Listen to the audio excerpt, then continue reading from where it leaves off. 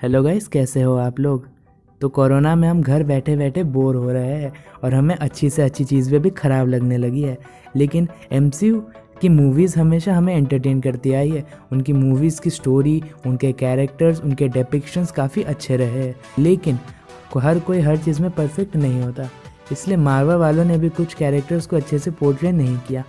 आज मैं उसी कैरेक्टर्स की एक लिस्ट कवर करूँगा, जिस लिस्ट में मैं उन कैरेक्टर्स को डालूँगा जिनकी एक्टिंग से मुझे कोई दिक्कत नहीं है। उन्होंने बढ़िया एक्टिंग की है, लेकिन एमसीयू वालों ने उस कैरेक्टर को ढंग से डिपिक्ट ही नहीं करा। तो इस चीज़ से रिलेटेड कुछ स्पॉयलर्स भी हो सकते हैं, तो अगर आप उन स्पॉयलर्स से बचना चाहते हैं तो वीडियो यहीं रोक दीजिए।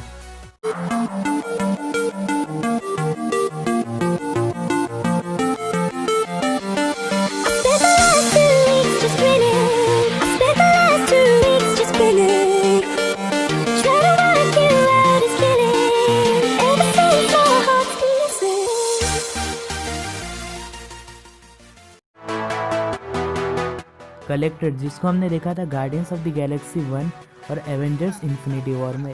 कलेक्टर यूनिवर्स के वन ऑफ द एल्डर्स में से एक है, जिसने यूनिवर्स को बिगनिंग से देखा है। कलेक्टर की एज करीबन 40 मिलियन ईयर्स ओल्ड है, जिसने अपने बीवी और बच्चे के डेथ के बाद चीज़ों को कलेक्ट करना अपनी हॉबी बना ली। उसके पास एक आर्मर्ड सूट है, टेलीपैथी की पावर है, पावर ऑफ प्रिमोडियल है और शेप शिफ्टिंग की भी पावर्स है। और चूंकि वो एक एल्डर है तो उसको डेथ ने भी अपने रियल आने से बैन कर रखा है, यानी कि उसकी मौत कभी नहीं हो सकती। नंबर 9 पर आता है ज़ीमो, जिसको हमने देखा था कैप्टन अमेरिका सिविल वॉर में। मुझे इस कैरेक्टर को लेके उतनी प्रॉब्लम नहीं है, कैरेक्टर को उन्होंने काफ़ी अच्छे से शो किया है, लेकिन कॉमिक्स में वो इससे भी काफ़ी ज़्यादा बढ़कर है। कॉमिक्स में वो एक स्किल स्ट्रेटेजिस्ट है, मार्क्समैन है, स्वॉर्डमैन है, उसके पास सुपर ह्यूमन स्ट्रेंथ है, स्पीड है, एजिलिटी है, ड्यूरेबिलिटी है, यहाँ तक कि स्लो एजिंग भी है। और जो चीज़ उसको बहुत पावरफुल बनाती है वो है मूनस्टोन्स, जिससे वो एनर्जी, ग्रेविटी, लाइट को कंट्रोल कर सकता है, मॉलिक्यूलर फ्रीजिंग कर सकता है, यहाँ तक कि उड़ भी सकता है। नंबर 8 पर आता है मैंडरीन, जिसको लेके एमसी वालों ने काफ़ी घटिया मजाक कर दिया। ठीक है, इस चीज़ को लेके मैं बिल्कुल खुश नहीं था। बाय द वे, कॉमिक्स में मैंडरीन एक काफ़ी आइकॉनिक कैरेक्टर है, जिसके पास सुपर ह्यूमन स्ट्रेंथ है। वो एक काफ़ी अच्छा मार्शल आर्टिस्ट है, ब्रिलियंट टैक्टिशियन है, और जो उसके पास सबसे पावरफुल चीज़ है वो है उसकी 10 रिंग्स, जिससे वो उसके पास वैरायटी ऑफ पावर्स है। अब एक एक पावर को मैं एक्सप्लेन कर नहीं सकता, लेकिन मैं इतना कह सकता हूँ कि वो अपने 10 रिंग्स से अच्छे अच्छे को धूल चटा सकता है। नंबर 7 पर आता है बैरन स्ट्रकर, जो हमें दिखा था कैप्टन अमेरिका विंटर सोल्जर के पोस्ट क्रेडिट सीन में और एवेंजर्स एज ऑफ अल्ट्रॉन के बिगिनिंग में। जैसा मूवी में दिखाया गया था, बैरन स्ट्रकर इतना भी फिजिकली वीक नहीं है। कॉमिक्स में वो एक स्किल्ड मिलिट्री स्ट्रेटेजिस्ट है, गुड हैंड टू हैंड कम्बैटियंट है, मार्क्समैन, स्वॉर्डमैन, उसके पास हाई लेवल इंटेलेक्ट है, एनहांस स्ट्रेंथ है, हीलिंग फैक्टर है, यहाँ तक कि उसकी एजिंग भी स्लो होती है। और जो सबसे पावरफुल चीज़ उसके पास है वो है सैटर्न क्लॉ, जिससे वो किसी के भी पावर्स को अब्जॉर्ब कर सकता है और अपने सामने वाले को वीक बना सकता है। नंबर 6 पर आता है ग्रैंड मास्टर, जो हमें दिखा था थॉर रैग्नारॉक में। पता नहीं उन्होंने क्या दिखाने की कोशिश की थी। ग्रैंड मास्टर यूनिवर्स के one of the most powerful elders में से एक है, जिसके पास शेप शिफ्टिंग, पावर प्रिमोटियल, वो एक मास्टर स्ट्रेटेजिस्ट है, energy control, size and matter manipulation, tactician, यहाँ तक कि डेथ ने उसे भी बैन कर रखा है, जस्ट लाइक कलेक्टर, और ये कलेक्टर का भाई है। कॉमिक्स में कुछ कुछ पॉइंट पर तो ग्रैंड मास्टर ने एक चुटकी बजाकर हल्क और थॉर को उड़ा के रखा है। नंबर 5 पर आता है जस्टिन हैमर, जिसको हमने देखा था आयरन मैन 2 में, और मुझे पर्सनली वो कैरेक्टर उतना अच्छा लगा नहीं। मैं एक्टर की बात नहीं करूँगा, बट जो कैरेक्टर उन्होंने बनाने की कोशिश की थी वो उतना अच्छा नहीं था।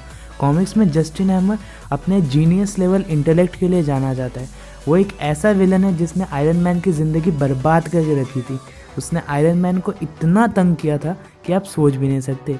एक एग्जाम्पल के तौर पर मैं कह सकता हूँ कि उसने आयरन मैन के ब्लड में एक ऐसा नैनाइट मिला दिया था जिससे उसका खुद पर से कंट्रोल हट जाता था। हालांकि आयरन मैन 2 में उन्होंने इस विलन को प्रॉपरली यूज़ नहीं किया। उसका कॉमिक्स के हिस्ट्री को देखा जाए तो वो इस कैरेक्टर से काफ़ी कुछ और भी अच्छा कर सकते थे। नंबर 4 पर आता है थैनोस की अपनी छोटी सी सेना ब्लैक ऑर्डर। ब्लैक ऑर्डर को लेके मैं ज़्यादा डीप में जाऊंगा नहीं, क्योंकि इसको लेके अगर मैं बात करूँगा तो पूरा वीडियो ख़त्म हो जाएगा। शॉर्ट में बोलूँ तो ब्लैक ऑर्डर में 4 मेंबर्स है, प्रॉक्सिमा मिडनाइट, कल ऑब्सीडियन, एबोनी मॉ और कॉर्वस ग्लेब, जिसमें से एबोनी मॉ उनका सबसे खतरनाक मेंबर है। एबोनी मॉ ने एक टाइम पर डॉक्टर स्ट्रेंज को अपने पूरे कंट्रोल में कर लिया था। हाँ, वही डॉक्टर स्ट्रेंज जो अर्थ का सॉर्सरर सुप्रीम है। कल ऑब्सीडियन की स्किन को इनपेनिट्रेबल कही जाती है, उसने पूरे वकांडा के आर्मी को अकेले ही संभाल लिया था।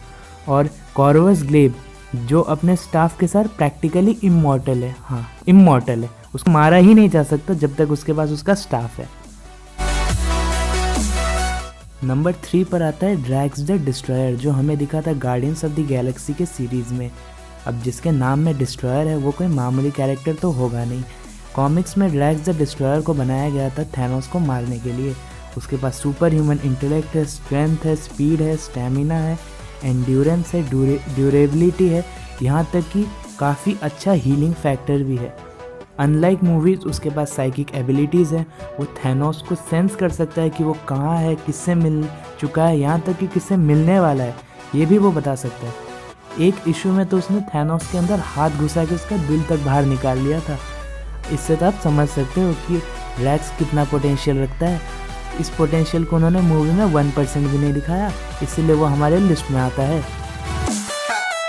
नंबर 2 पर आता है क्विकसिल्वर, जो हमें दिखा था एवेंजर्स एज ऑफ अल्ट्रॉन में। कतई बेकार, इससे अच्छा तो एक्समैन वाला क्विकसिल्वर है।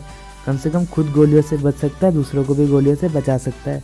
कॉमिक्स का क्विकसिल्वर काफ़ी ज़्यादा पावरफुल है, वो मैग्नीटो का बेटा है और एक म्यूटेंट है।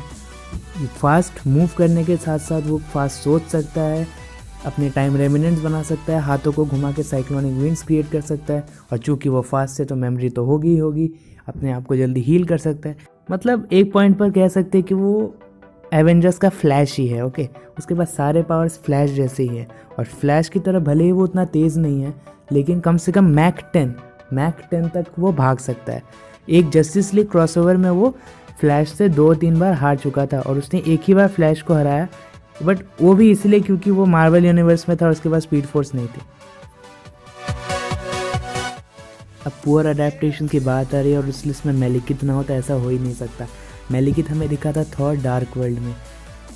जैसा मूवी में दिखाया गया था कि मेलिकित टोटली ईथर के पावर पे डिपेंड कर रहा है, हालांकि ऐसा नहीं है। मेलिकित अपने आप में भी बहुत ज़्यादा पावरफुल है।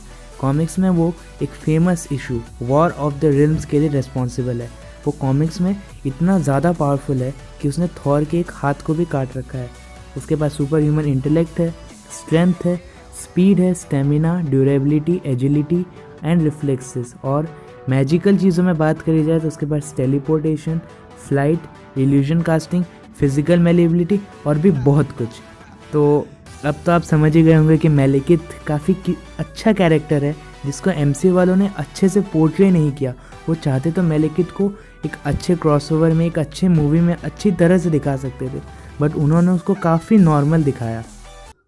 आज के लिए बस इतना ही। अब मुझे पता है मेरे वीडियो से हर कोई एग्री होगा नहीं, तो अपनी खुद की टॉप 10 लिस्ट भी नीचे कमेंट सेक्शन में शेयर कीजिए, और वीडियो को लाइक कीजिए, और ऐसे ही मोर कंटेंट के लिए चैनल को सब्सक्राइब कीजिए, और वीडियो को जितना हो सके उतना खुल के शेयर कीजिए।